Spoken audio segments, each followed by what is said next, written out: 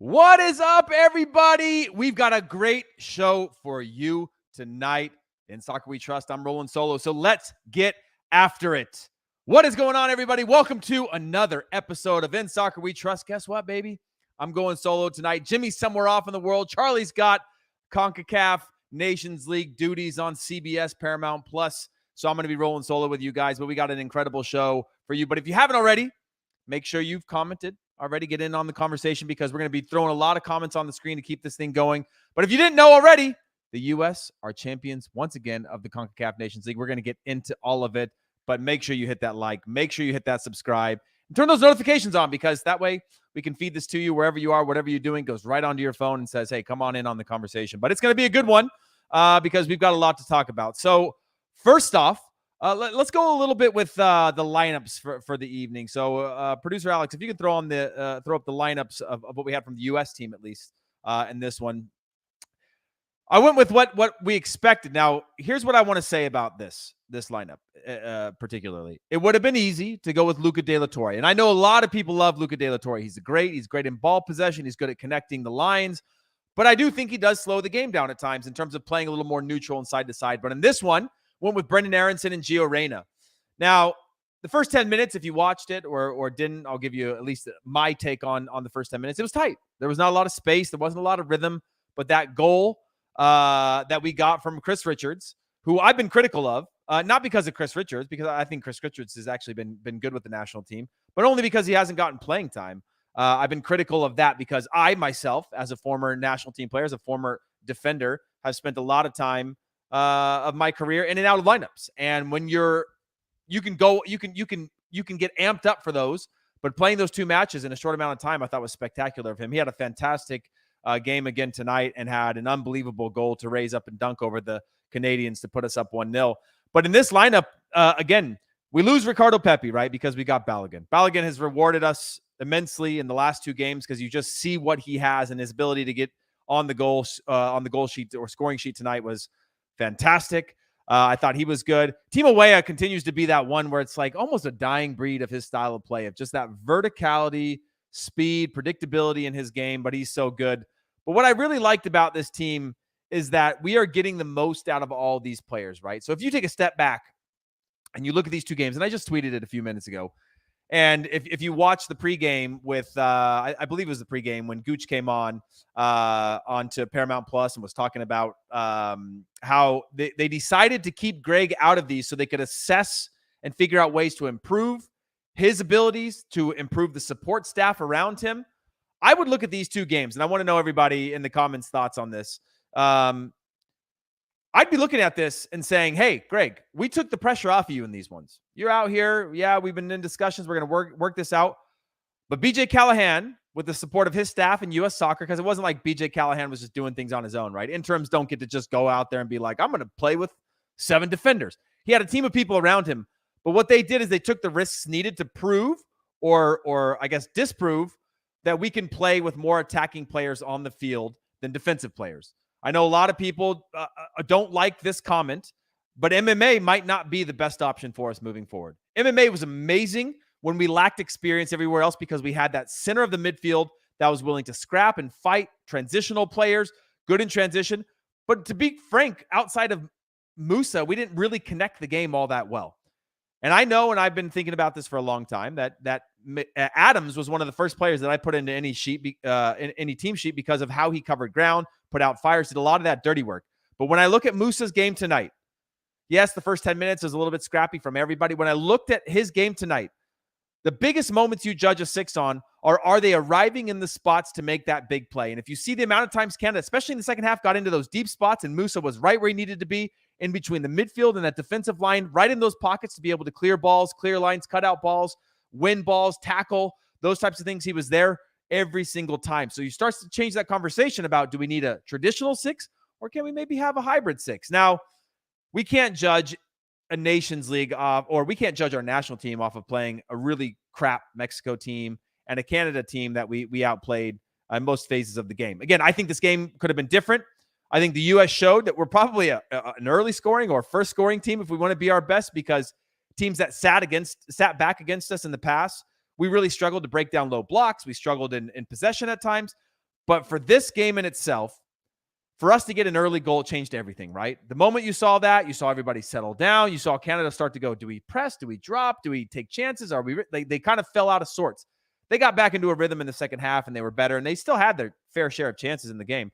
But they were pretty dang confused when we scored that early goal. Even our national team, those players looked just like a relief of getting that first goal and getting it early, because it allows the game to open up. And then you start to see the qualities of a Musa, of a Reina, of a Brendan Aronson through the midfield, of a Weah on the outside, and Pulisic on the other side, who I thought still quiet at times, but didn't have to be anything more than that, because once you got that lead, the game changes where you've got to play a little more strategically. You saw that in the second half. Maybe we sat a little bit deeper than we should have. We allowed them to have the ball in tough spots. We didn't have to take those risks anymore. That could be dangerous. But overall, I thought it was a really good game from the U.S. Want to get your guys' thoughts on this, so make sure you're chiming in on the comments. I can see them right in front of me right now, and we'll have producer Alex throw some of those up. But for the record, we got a comment here from Ted saying Richards and Jedi were everywhere. Jedi was another one tonight and Moadu did a great job of singling him out, because a lot of times you don't see that. But Jedi had a history of shutting off in big moments. I don't want to say big moments or a history of that, but there were times that we saw on the national team, even at the club level, where he shuts off, not thinking the ball is going to go all the way across and gets to him, and he's in a position to make the play but isn't ready. Tonight, he made the play every single time, and at the highest level, that's what the game is about. So when I think about Jedi Robinson, I think he's ready for that next step in terms of the club he's going to play at. And then thinking about Chris Richards, again, dominant in the air, dominant on the ground, good passer of the ball, scored the big goal, things like that. So I thought it was a really cool and collected performance from our back line tonight. Joe Scally, I thought, had a little bit of his hands full with Alphonso Davies. Naturally, everybody is going to struggle once Alphonso Davies gets into form. I think early on he did well to neutralize him.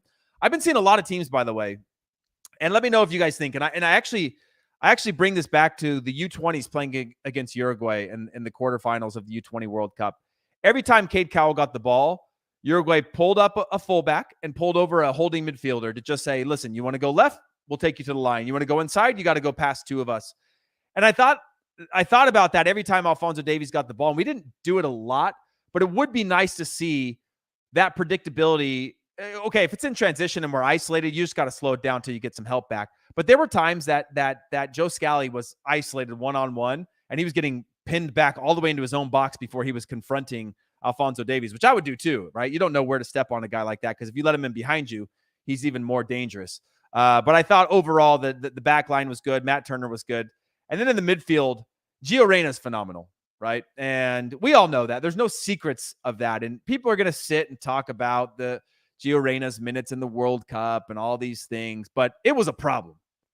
And the faster we can just say Gio was a problem at the World Cup in his attitude, that Gio wasn't fully fit or ready, the faster we can get to the fact that when he is fit and ready like he was tonight, he's unbelievable. The other thing, by the way, is if you ask anybody that watches Dortmund week in and week out, there was a lack of transitional effort from Gio Reyna at times. And a team that likes to high press or win the ball in turnovers in transition, he didn't always seem up for it. These last two games, though, Gio seemed up for it every single play, dialed in. And like I said in the last show, I hawk-eyed this guy every time he had the ball or every time he didn't have the ball. That was what was most important. Watching him to see what he does, what his body language is. Does he want to track back? Does he want to press when the team presses? And he did that every single time. And I think that needs to be discussed as well. I also think, by the way, because Matt Osmond just brought this up, of Tajon Buchanan not being a starter, I thought was a huge loss. And we're so hard. I know, look, USMNT Twitter and critics are so hard on Gregg for his tactics, and they rightfully should be. I've been hard on his tactics. We've been begging on this show over and over again to put Timo Weah up top. Try Pulisic up top. This was pre-Balogun. Put Pepi in there. Put Timo Weah at the 10. Put Pulisic in the 10 so we can get another Brendan Aronson on the field on the other side. Put Gio Reyna at the 10. We've said that so many times, but the result was we were trying to figure out, how do you play with the back four, or is it back three, back five? How do you get them onto the field? And we can see tonight, even in a 4-3-3, someone's going to have to be sacrificed along the way. And look, I see Sean saying Gregg was a problem at the World Cup. I don't think Gregg was a problem at the World Cup. You guys need to understand something, okay? The reason I'm wearing this shirt, this is actually a shirt. It's actually not a match-worn shirt, but it's a Pierce shirt from playing in the national team. I actually took a tag off of it. I didn't even know I had ones that still had tags on it. But this one's a match-worn behind me. And the reason I wore those because I wanted to remind all of you that I played with the national team. And I know what it's like. And I know there's a lot of comments right now where people are like, well, what do you expect the players to say? You know, they obviously have to fall in line if they want to be called in the national team. I agree.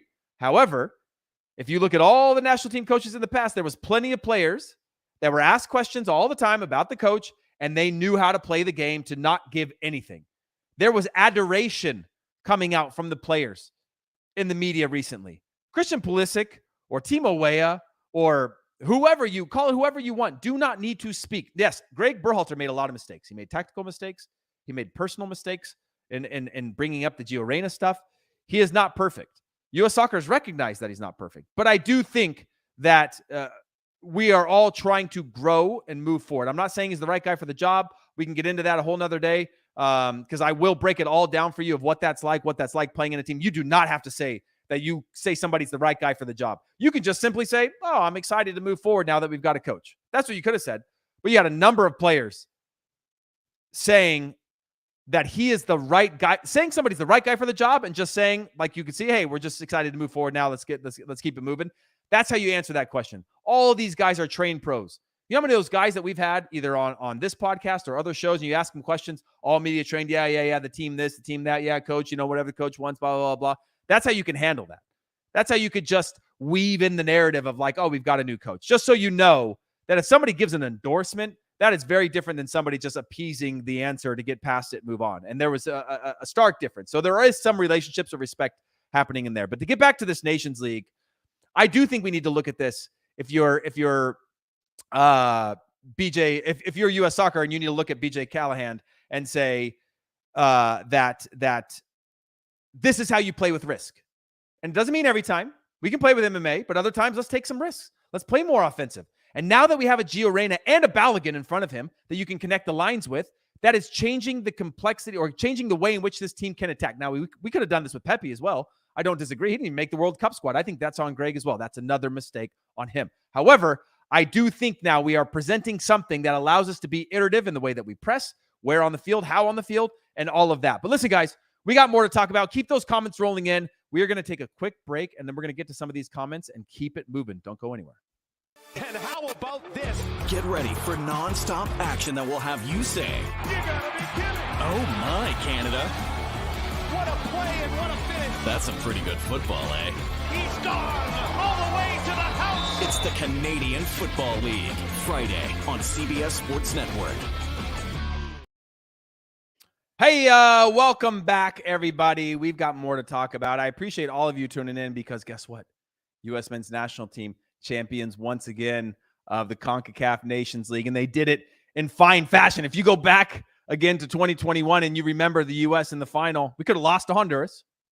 Then we got to the final, went down that goal from that unfortunate mistake from Mark McKenzie early on, clawed our way back, had some miraculous moments, some heroics in goal, and got ourselves the win, but we were chasing it to the very, very end. Mexico was running us side to side to side, and you could just feel we were destined to win that, but it sure didn't feel good. This one, although there were some chances in the second half, we didn't really give up a whole lot, and I thought that we were really good and deserving of winning this whole one. If you look at, if you're watching this at least live in video form right now, you can see the 17 matches in the matchup history.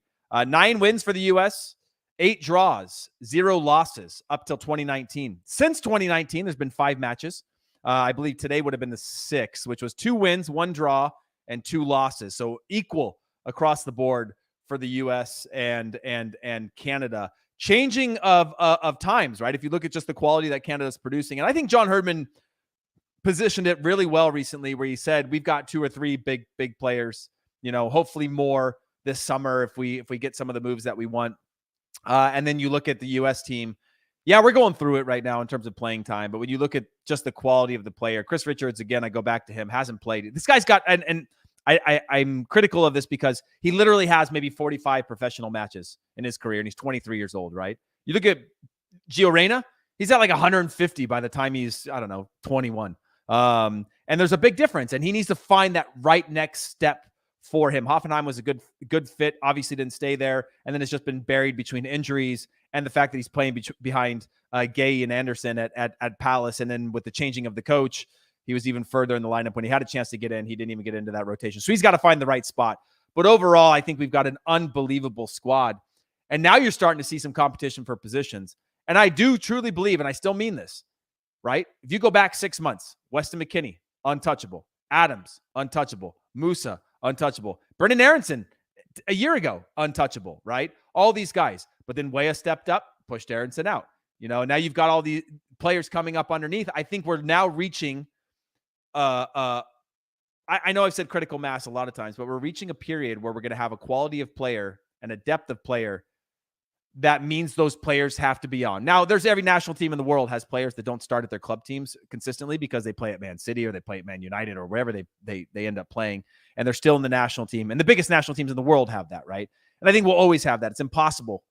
But you can set that standard at least that if you're not playing and at your best, there's somebody knocking on the door behind you. Chris Richards, I think, has earned this spot in the national team for sure. And he's a quality left center back, and those are hard to come by. Tim Ream is a great option for us, but he's not getting any younger. And I don't know, what is he, 37 now, something like that?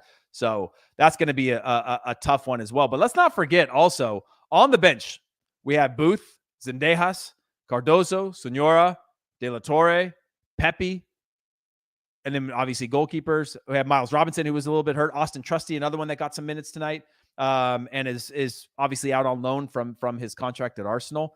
It's a really good generation of players that a large portion of them weren't even starting the second half of the season, and that's how good we are right now. And if again, I wrote these few things down when I talked about what BJ Callahan or what U.S. Soccer should be telling Gregg Berhalter on these things. One, trust these guys. It's not the same as they were 3 years ago when you had to micromanage them and get these guys experience. Most of them were playing in their first World Cup, last World Cup. Guess what? They're World Cup players now. Most of them had no caps when you brought them into the national team. Almost all of them. They all have caps now. Most of them hadn't won anything. They've all won things now. And so when I think about that, I think about now you can trust these players. You built that relationship. Give more to them and do less, right? Do less, but do less better. So less over analyzing every single moment of the game and trusting those players to be able to work through that.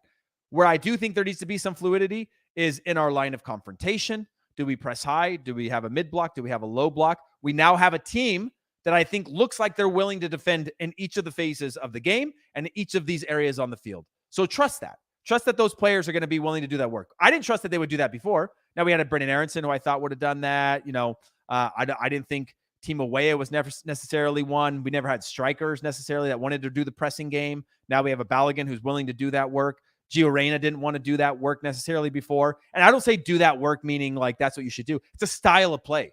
There's a lot of these guys play in other clubs where they don't play that style of play, and that's not what it's expected of them. It's not an attitude thing. It's just like a style of play or a preference and having to buy into a system. At times, it felt like the U.S. was really trying to force a system that didn't really have full buy-in. I think now we see a group that's been through it. They've now had learning experiences from the World Cup, and now they come back. Now, if you look at the screen, if you're watching this live, you look at Gregg Berhalter's managerial profile, 36 wins, 12 draws, 11 loss record. Hired in December of 2018. Contract ended at the end of the year, and obviously we've been going through all this stuff. Advanced to the round of 16, like most of the coaches have done during their tenure. 21 Gold Cup winner, Concacaf Nations League winner the last time around, and struggled against the big teams. We knew Jurgen Klinsmann was good against the big teams, but struggled against other teams. I think did well in CONCACAF. And my issue with the narrative, guys, and I want to get your thoughts. Just be honest with me. Is what should we be expecting of this team? Because I feel like we got caught up in the last 6 months around, we think we're deserving of a Pep Guardiola. We're not. We're not there yet. It would be nice to have, but we're not there yet. We're not. And I know Gooch came on the show, on the CBS show pregame, talking about how there were massive coaches, interviewed candidates. I have trouble believing that any of them would have landed in the confines of what it would have taken to get a deal, and also buying into what it would take and not having to start from scratch. But what's our expectation? Because we keep talking about a semifinal, And there's so much that goes into a World Cup that when you set a goal of semifinal or bust, yeah, it's aspirational, but it's the draw, it's the team, it's the health of the team, it's the way in which they play. Some of that's going to be on Gregg for sure. I think we should be looking in a year from now at Copa America and seeing where he's at with those types of things. Hey, Gregg, if this team's struggling against all these teams, something's wrong. And that's why I think U.S. soccer is like, okay, maybe he is the right guy for this job, but what are all the other jobs that are going to either simplify his role or make him better at his role so that we can get good assistance and have a team around him to make sure that we're doing everything right, or at least having the right team around him to say, hey, Gregg, listen, I'm your assistant. I'll fall in line with whatever you say. You're the boss, Jefe, but I disagree. We need to do this differently. We need to think about this differently. We need to approach the second half of this game differently. We need to be bringing in this type of player. Let's try a 2-striker. Let's play with a back 3. Those types of things. And I'm not saying he didn't have that before, but I do think that building that type of network to push Gregg to be the best manager he's going to be is going to make this team ultimately better. Like him or hate him, it's not going to change. I didn't think he was coming back either, but he's back. So we can sit, protest. You can, kind of stand outside the guy with the sign, or we can just figure out how we're going to set the standards for these guys and also put the accountability on the players. Tactics were wrong against the Netherlands, but the players got that wrong too. So we need to hold all these players who are now way more experienced coming out of that World Cup. And you look at the way that they played against Canada tonight versus the Canada in qualifying, where Canada smacked us a couple times and said, hey, we're not going to back down from you. The U.S. got that early goal, spread Canada out, and Canada looked like the Canada of old instead of the Canada of new, which I like. Well, guys, what are your thoughts? Come on, give me a little something before we wrap the show up. We're going to keep it short just for all of you because, I can ramble and ramble and ramble on and on and on. But I'm gonna scroll through. Maybe producer Alex, if you see any comments in here, we'll throw a couple up on the screen and then we'll wrap this thing up for tonight. Because as a reminder, Jimmy and myself are back tomorrow at our usual time, 1 p.m. Eastern time, to recap the Nations League campaign as a whole. Tonight is just about this final. Yes, I've gone off on a few tangents, but it's hard to detach yourself and just say the U.S. played really good tonight, so we can make this 30 seconds, right? The U.S. played really good tonight, and they won, and they deserve to win, and they should dominate CONCACAF. Now, I will say that qualifying is never going to get any easier. Guess what? We don't have to qualify for this one, and qualifying is never going to be the same again because we're going to have 1,000 teams in the World Cup. That's never going to look like it did before with the risks and the pressures of playing down in Central America and the difficulties of that. I've played in a bunch of those games. They are very, very hard. They're never going to get easier. No matter what the quality of player is, you're not going to go down to El Salvador and dominate somebody the way that we hope. But at home, we should be able to wipe the floor with the quality that we have. But what do you guys think? Do you think that we have the right group called into this camp? Is there any players that you're excited about maybe coming in? We've obviously got a couple injuries missing out from this team, but overall, I thought 2 games with the right approach. When I look back to the Nations League previously, where we looked like we could have given up goals against Honduras, maybe even lost. We could have lost, maybe should have lost against Mexico, but found a way to win against Mexico. We dominated. Mexico are really bad right now, but we crushed that game from start to finish. And then came out another game where I said it was going to be the big test, got that early goal, and that was all that was needed. And so, yeah, I guess that's probably it for me. Where does Sargent fit? I think that's a good question. It's tough to say, man. This is the problem, is that Sargent, I think, has been an admirable addition to the national team since he's been in it, and he's had some hot streaks of form, whether at Norwich or when he was at Werder Bremen. But I still look and say, man, this depth chart's getting deeper. You've got no room for PFOC in here. You've got no room for I'm blanking on his name now because that's how much depth we've got in the national team. No disrespect. That's playing in Turkey. But you've got so many players that it's tough to see. I think Sargent does have a role, but similarly, when Pepi got left off the roster for the World Cup, there's just no reason to have 3 or 4 strikers called in when you can bring in more players into the midfield and have more options in your back line, or fullbacks, wingbacks, wingers, central midfielders, those types of things that you can change the way in which you play. There's no reason to bring a ton, which is disappointing for Sargent. But again, that's competition. I was in a lockstep with Johnny Bornstein for 5, 6, 7 years in the national team, and then there would be another player that come in. Todd Donovan came in at one point. You had other players stepping in, kind of starting to kind of push on you a little bit. Then Carlos Bocanegra could play a little bit. DeMarcus Beasley started to be a left back. And that's just the nature of it. There's not always room for everybody, and you've got to prove yourself. And at a certain point, I couldn't keep up at that level. I had a number of injuries, gone through some kind of season-ending injuries, had a couple surgeries. And when I came back at different times, I just couldn't match that level. Players were better than me, and you just got to be able to accept that. And I also think we're past that generation now where we're going to see this idea of people thinking there's some sort of conspiracy theories of who's being called in, because we've got some serious depth now.